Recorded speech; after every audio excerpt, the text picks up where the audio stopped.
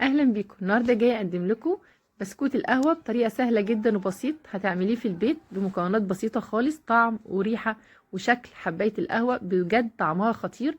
يلا نبدا الفيديو ونقول بسم الله. بسم الله الرحمن الرحيم. عندي كوبايه من الدقيق المنخول، عندي كوبايه الا ربع من السكر، 3 معالق من النشا، معلقتين كاكاو خام، عندي نص كوبايه من الزبده الطريه وصفار بيضه، ومعلقه ونص من اللبن الدافي، ومعلقه قهوه سريعه الذوبان، وربع معلقه من البيكنج باودر. محضره بوله نزلت فيها بالقهوه سريعه الذوبان مع اللبن، واللبن يكون دافي. هقلبها لحد ما تدوب بالشكل ده.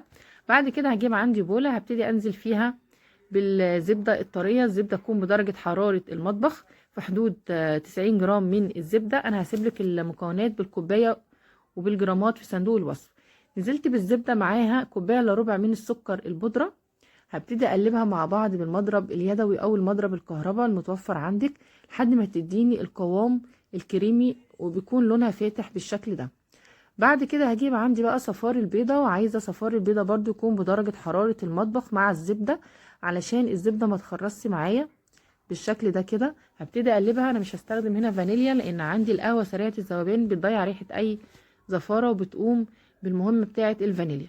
هبتدي اقلبها بالشكل ده. بعد كده هضيف عليها بقى القهوة سريعة الذوبان اللي انا دوبتها مع اللبن، وابتدي اقلبها بالمضرب اليدوي. هتديني اللون والقوام الفاتح دوت. تحس ان هي لونها كاكاوي شوية. بعد كده هجيب عندي كوباية من الدقيق المنخول، وبعد كده هنزل عليها بربع معلقة من البيكنج باودر، وعندي 3 معالق من النشا، ومعلقتين كبار من الكاكاو الخام. هبتدي بقى الم فيها بالسباتيولا بالشكل ده. انا مش هعجن خالص، هبتدي الم فيها بالسباتيولا لحد ما تتجمع معايا. وبعد كده هبتدي المها بايدي. طريقه سهله جدا وبسيطه تعملي بسكوت القهوه في البيت. بجد طعمها بيبقى خطير مع فنجان قهوه، كوبايه نسكافيه، طعمه بيبقى حلو قوي.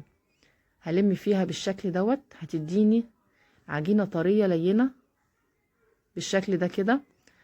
بعد كده بقى هجيب عندي الصينيه عشان ابتدي اقطع وارص فيها. عملت رول رفيع بالشكل دوت. هجيب عندي القطاعه او السكينه وهبتدي اقطع قطع صغيره تكون كلها في حجم واحد زي ما انت شايفه بالشكل ده، واخد قطعه قطعه على كف ايدي وهبرمها. هتديني الشكل البيضاوي تحسيها مدوره شويه. هبتدي بقى اضغط عليها بالقطاعه من النص، بعمل فيها فتحه تديني شكل حبايه القهوه، وارصها عندي في الصينيه. طبعا معاكي قناه مطبخ فوفا، لو اول مره تشوفيني يلا اشتركي عندي وفعلي الجرس علشان كل جديد يوصلك باذن الله من وصفاتي. هكون طبعا مولعه الفرن على درجه حراره 160 درجه. هياخد في حدود 12 دقيقه في الفرن لان هي القطعه صغيره. لو هتكبري القطعه شويه عن كده بتاخد في حدود ربع ساعه.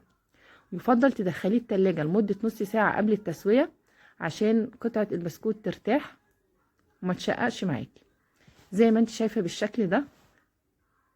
هسيبها بقى ترتاح نص ساعه في التلاجة، وبعد كده هطلعها وادخلها الفرن على درجه حراره 160 درجه. هيطلع معايا بعد التسويه وهيبقى بالشكل ده. حجمها حلو قوي، ما فرش خالص معايا لان المكونات مظبوطه جدا. مش عايزه بقى اقولك على الريحه والطعم بجد خطير زي ما انت شايفه بالشكل ده.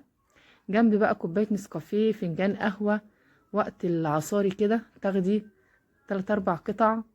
بجد طعمهم تحفه. السكر بتاعها مظبوط جدا، ما تقلقيش مش هيزود معاكي في الوزن. طعمها بجد خطير. امشي بنفس المكونات اللي انا قلتلك عليها هيطلع معاكي ناجح من اول مره. هيشرفك لو قدمتيه في اي عزومه عندك. بجد طعمه خطير.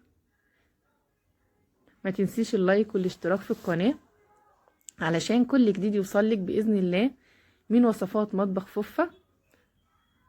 واستنيني في وصفات تانية كتير باذن الله هتعجبك. بسكوتات كتير جدا هعملها معاكي، وفي بسكوتات تانية موجودة على القناة. ادخلي وشوفي الطريقة والوصفة واعمليها واكتبيلي في الكومنتات، وانتظريني في فيديو جديد. السلام عليكم ورحمة الله وبركاته.